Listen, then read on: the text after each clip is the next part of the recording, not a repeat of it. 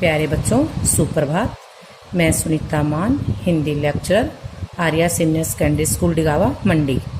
हम राम लक्ष्मण परशुराम संवाद के बारे में पढ़ रहे थे। उसके चौथे पद को देखते हैं। कौशिक सुनहु मंदु यह बालकु, कुटिलु कालबस निजकुल घालकु। परशुराम विश्वामित्र को संबोधित करते हुए कहते हैं कि हे विश्वामित्र, सुनो, यह बालक कुबुद्धिपूर्ण और चालाक है। काल के वश में होकर अपने ही कुल का घातक यह बन गया है। भानुवंश राकेश कलंकु, यह सूर्यवंशी रूपी चंद्रमा पर कलंक है। निपट निरंकुश अबुधु असंकु, यह बालक उद्दंड मूर्ख और निडर है। काल कवल होई क्षणमाही, हे विश्वामित्र, अगले ही पल यह काल का ग्रास बन जाएगा। कहाँ पुकारी खोरी मोहिनाई, मैं पुकार पुकार कर कह देता हूं कि इसकी मौत के बाद इसकी मौत का दोष मुझे मत देना। तुम्हें हट कहूं जो चहूं बारा, इतने पर भी यदि तुम इसे बचाना चाहते हो तो इसे हमारे प्रताप, बल और क्रोध के बारे में बता दो। लखन कहूं मुनि सुजुसु तुम्हारा। लक्ष्मण ने फिर व्यंग्यात्मक मुस्कुराहट के साथ परशुराम से कहा, हे मुनिवर, आपके रहते आपके सुयश का वर्णन और कौन कर सकता है। अपने मुंह तुम अपनी करनी बार अनेक भांति बहु बरनी।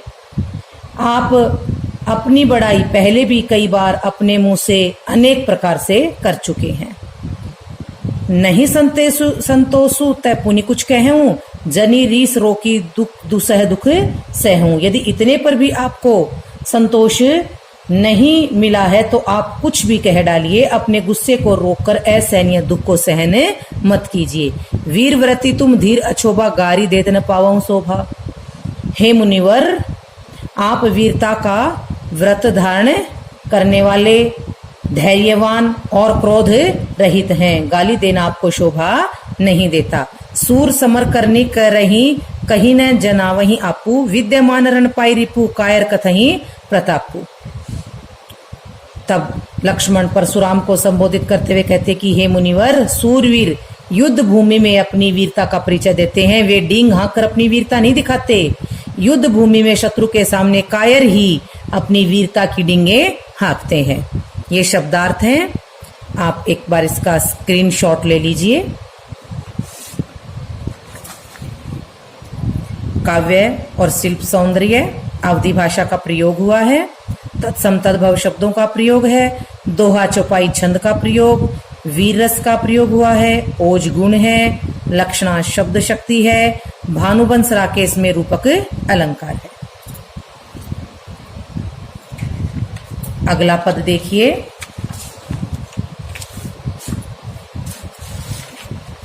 तुम तो कालू हाँक जनु लावा, बार बार मोहि लागी बोलावा।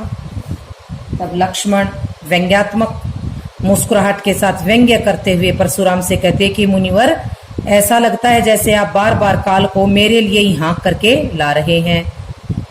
सुनत लखन के वचन कठोरा, परशु सुधारी धर्म कर घोरा।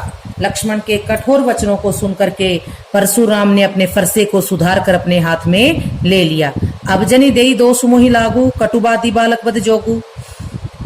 अब कोई भी मुझे इसकी मौत का दोष मत देना, क्योंकि यह बालक वध के योग्य है।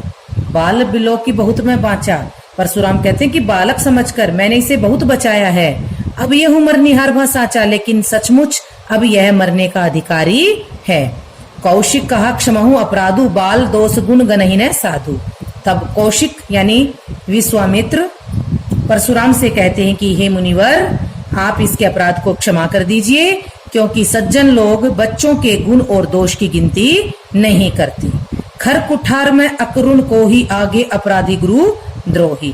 कहते हैं कि मैं कठोर धार वाले फरसे को धारण करने वाला और क्रोधी मुनि हूँ।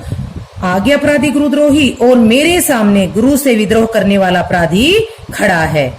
उत्तर देत छोड़े बिनु मारे, ये मुझे मेरे सामने बोल रहा है, मुझे उत्तर दे रहा है।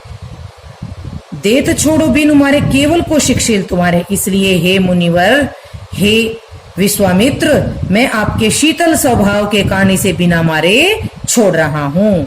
न तो यही काटी कुठार कठोरे, गुरिन उरिन होते क्षम थोरे, नहीं तो मैं अपनी इसी कुठार कठोर कुल्हाड़ी से इसको मार देता और थोड़ी ही मेहनत से मैं इसको गुरु के ऋण से मुक्त कर देता। गाधी सुनु का हृदय हसी, मुनि हरियारे सूझ। गाधी सुत, गाधी के पुत्र विश्वामित्र अपने मन ही मन हंसते हैं। कहते कि मुनिवर को तो चारों तरफ हरा ही हरा दिखाई दे रहा है, यानी मुनिवर को तो सभी एक जैसे ही दिखाई दे रहे हैं। अभी तक किसी वीर पुरुष से इनका पाला नहीं पड़ा है। ऐमय खांड न ऊकमय, अजहू न बूझ अबूझ। कि ये राम लक्ष्मण को साधारण मनुष्य समझ रहे हैं। मुनिवर लोहे से बनी खड़ंग को गन्ने से बनी हुई खांड समझ करके ना समझे बने हुए हैं।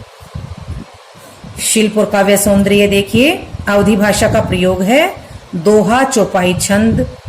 खांड शब्द में श्लेष अलंकार है, इसके दो अर्थ निकल रहे हैं, चीनी और खड़ंग यानी तलवार। बार बार पुनरुक्ति प्रकाश अलंकार है। हृदय हसी में अनुप्रास अलंकार है। कहेऊ लखन मुनि शीलु तुम्हारा, को नहीं जान विदित संसारा। अब लक्ष्मण परशुराम के क्रोध का मजाक उड़ाते हुए कहते हैं कि हे मुनि, आपके शीतल स्वभाव को कौन नहीं जानता। आपका तो शीतल स्वभाव सारे संसार में प्रसिद्ध है। मात पित उरिन भय नीके, आप माता पिता के ऋण से मुक्त हो चुके हैं। गुरु ऋण रहा सोच बड़ जी के, अब आपके ऊपर गुरु का ऋण बाकी रह गया है, जिससे आपके मन पर भारी बोझ है। जो जनु हमरे माथे काढ़ा, और वह आपने हमारे माथे मंड दिया है। दिन चली गई ब्याज बढ़ और बहुत दिन बीत जाने के कारण उस जो ऋण था उसका ब्याज है वो बढ़ गया है।